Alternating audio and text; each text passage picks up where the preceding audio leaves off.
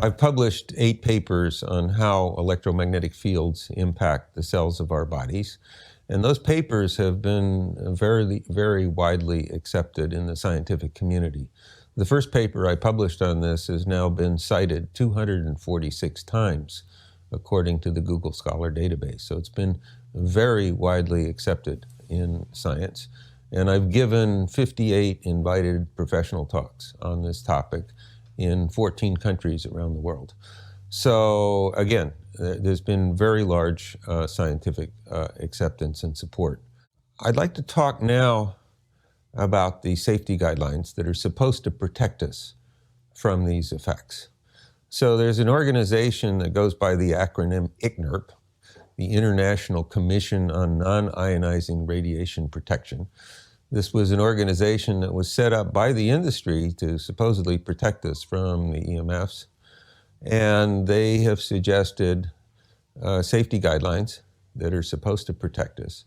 And much of the world has used either their safety guidelines or something that's very, very similar to them, supposedly to protect us. The tragedy here is they don't protect us at all.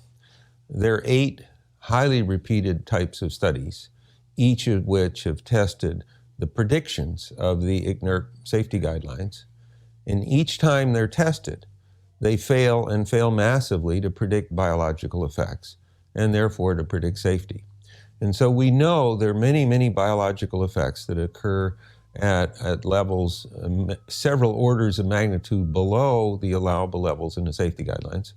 And so the ICNIRP safety guidelines simply don't work. At the core of the scientific method is the idea that when you have a theory and it's been tested and it's been shown to be false, you throw it out. So we have all of these data that clearly show the safety guidelines don't work. They are therefore false. Therefore, this ICNIRP safety guidelines need to be thrown out. And when the industry and the regulatory agencies fail to do that, they are grossly endangering our health. And we have this problem all over much of the world. Ik leef met een onzichtbare handicap. Ik krijg gezondheidsklachten door straling van mobieltjes, zendmasten, wifi en andere draadloze apparaten. Ooit was ik een hele succesvolle zangeres. Ik had een top 40 hit, een TMF Award, een gouden plaat.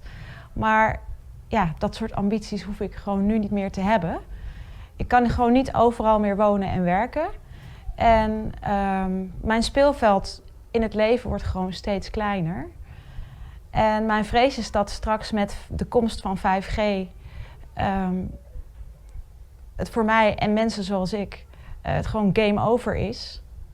Ik zou het echt heel fijn vinden. En ik denk ook dat het heel hard nodig is dat gezondheidsklachten door straling, dat die officieel erkend gaan worden door overheid, gemeenten. Dat ze op de radar komen ook van artsen en scholen.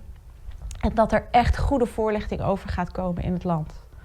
Het zou heel fijn zijn als het in de toekomst net zo normaal is om te zeggen, hey, straal niet in mijn buurt, als dat het nu is om te vragen, joh, mag die sigaret even uit? Let me just talk in a little bit about what my kind of worst scientific nightmares are about 5G. Because I haven't really said much about, in fact, I haven't said anything about 5G to date. And so 3 of the tests of the safety guidelines involve the high activity of pulsation. And some of these are modulating pulses that modulate an underlying frequency, and some of these are pure pulses that just go up and come down.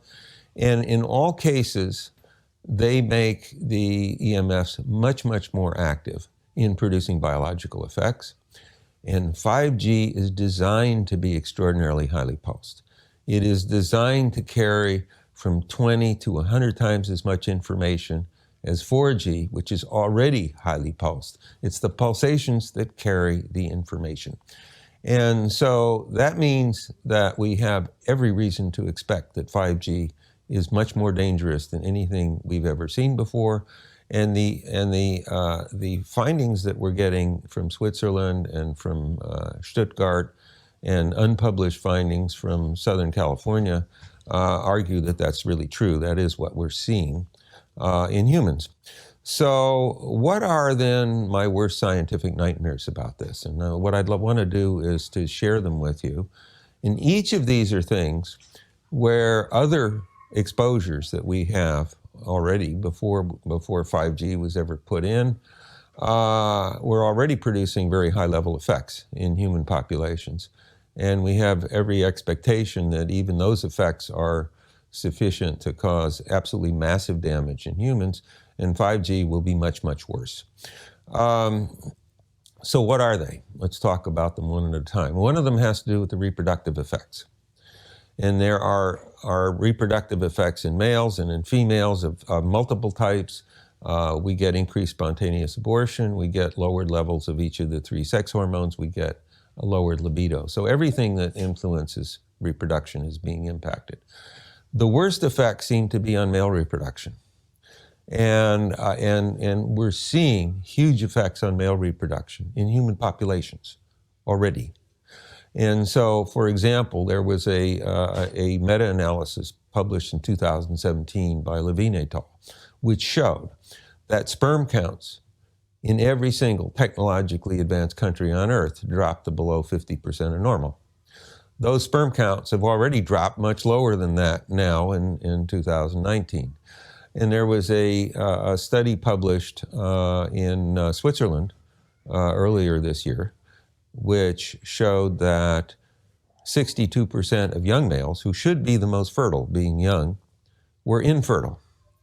And that infertility was caused by the low sperm counts, by low sperm motility, and by other measures of sperm quality, which were very low.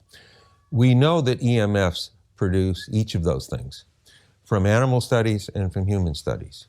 So, although I cannot tell you for certain that the EMFs are the sole cause of this, or even the main cause, we simply have no other idea that explains this incredibly widespread effect. So we are looking at a crash in reproduction to zero that has been seen in animals and is clearly occurring right before our eyes in humans. And so this is absolutely stunning. I mean, we can become effectively extinct based on the exposures we already have, completely apart from 5G. 5G could greatly speed this thing up.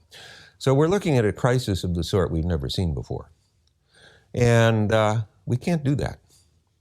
We have to respond. Ik ben verhuisd naar een grensgebied. In de buurt van Duitsland woon ik nu.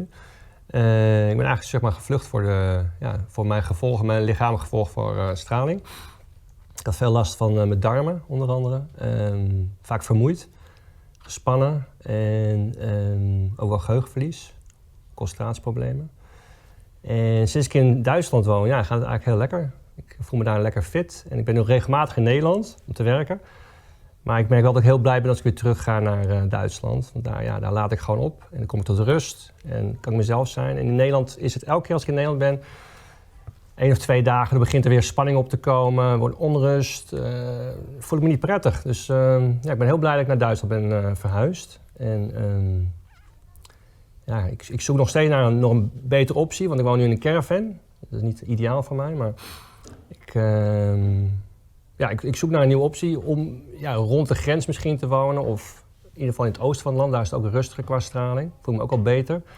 Dus meestal als ik in de auto stap en ik rij richting, vanaf Amersfoort begint het bij mij echt, dan begint een spanning in mijn lichaam. Kan ik niet meer goed ademhalen in mijn buik. Word ik gestrest, onrustig. En eigenlijk alles vanaf Amersfoort richting het oosten wordt rustiger. Dus ik voel me veel lekkerder.